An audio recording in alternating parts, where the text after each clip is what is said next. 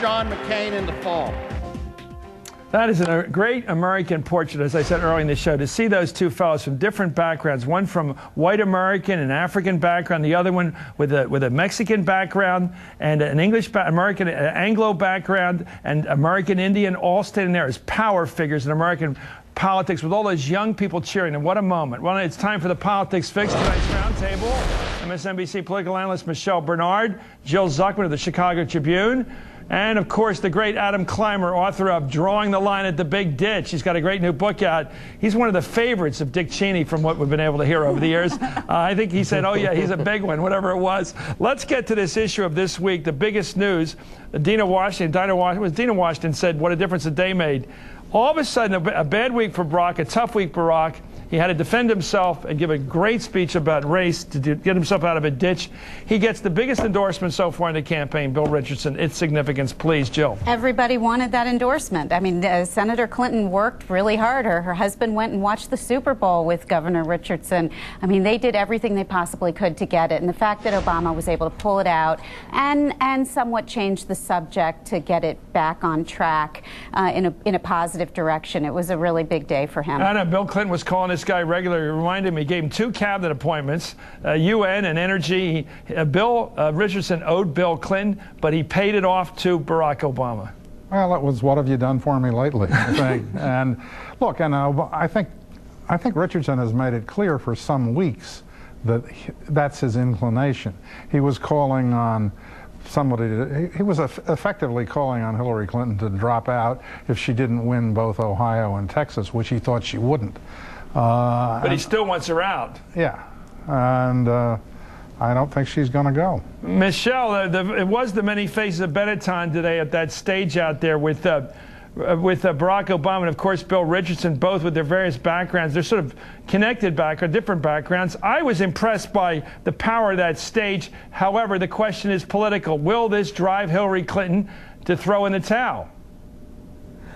I got to tell you, I think it might drive her in that direction slowly, but surely. I mean, symbolism is the story of the week. It started off as a very difficult week for Barack Obama, and it's still ending that way. But there are 2 types of symbolism, political symbolism, that I think was really political genius on the part of the Obama campaign this week. When he gave that great speech on race earlier in the week, he ended it talking about a little girl, a little white girl, who brought an elderly black man to the campaign, and Obama talks about speaking to this man on Martin Luther King Day and saying, what brought you to my campaign? And he says, Ashley. And then today, you know, we've heard so much about the black-brown divide in this country, and then to see Bill Richardson and Barack Obama standing on that stage together at the end of what, you know, arguably has been the most difficult week of Barack Obama's presidential campaign, I think says it all. The day after Senator Obama's race speech, you know, Senator Clinton was speaking, and she was saying how glad she was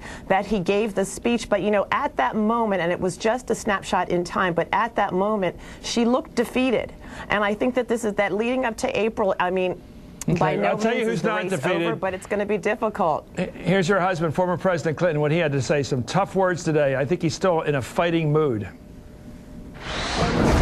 John McCain is an honorable man, and as all of you know, he has paid the highest price you can pay for the United States, short of giving your life.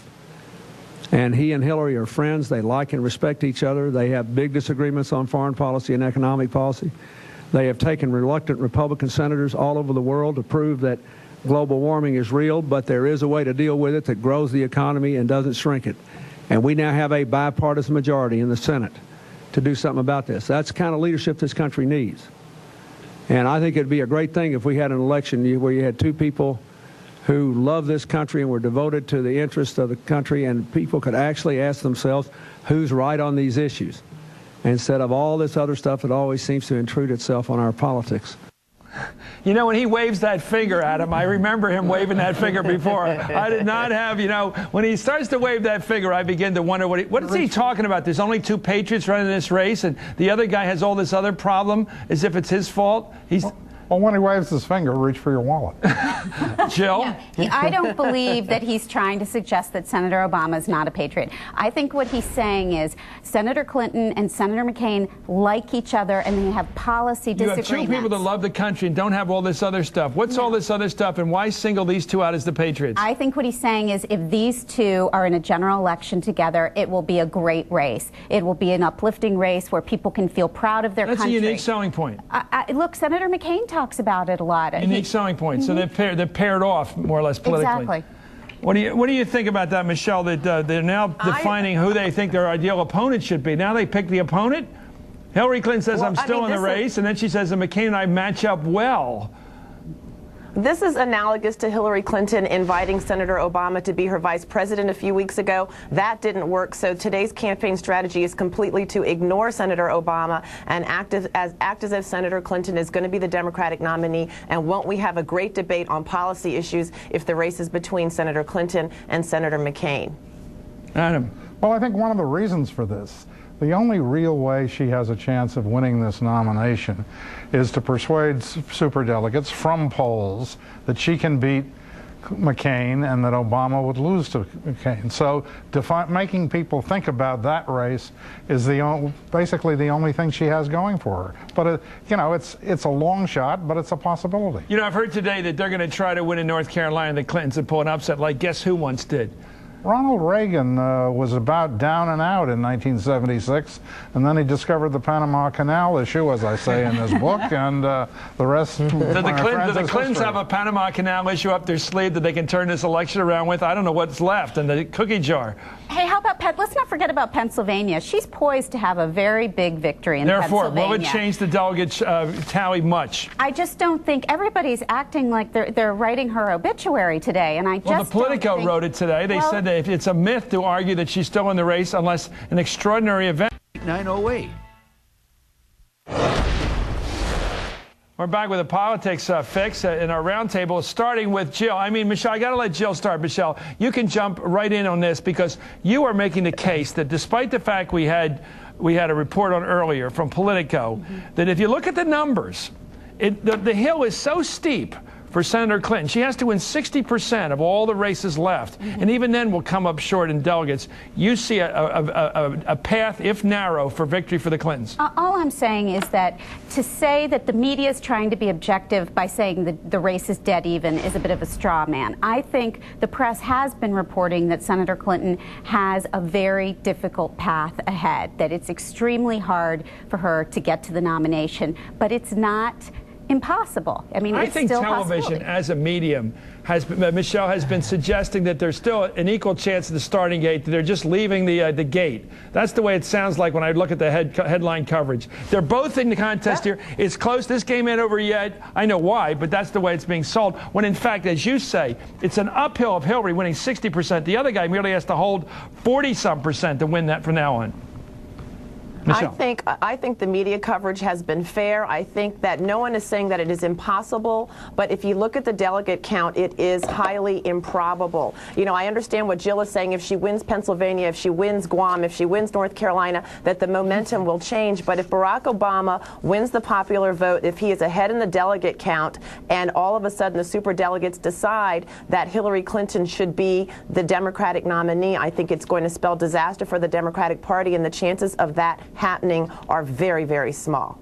Adam, your sense about this race as it should be called. We're talking media criticism, which I hate, but here we go. Well, the press is always, if there's any race, focused on a race. It's a good story. You don't want to declare it over, and this isn't the first this isn't the first election that's happened. But I mean, I agree with Jill. I think that for Clinton to win, she has to do three things that are very hard. She has to close the number on elected delegates. She has to close the numbers on the popular vote. I don't think there's any way she can get ahead on both of them. And then she has to win a bunch, look like she's doing well, and in particular, show that she would run much better, not just a little better, but much better than Obama against John McCain. At that point, the superdelegates will be weighing what it is they're supposed to do, and that that really hasn't been defined since they were created back before the '84 primary.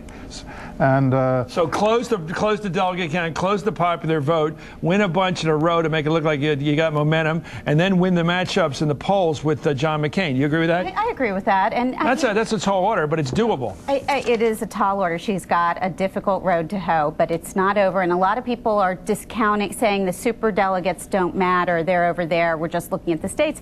And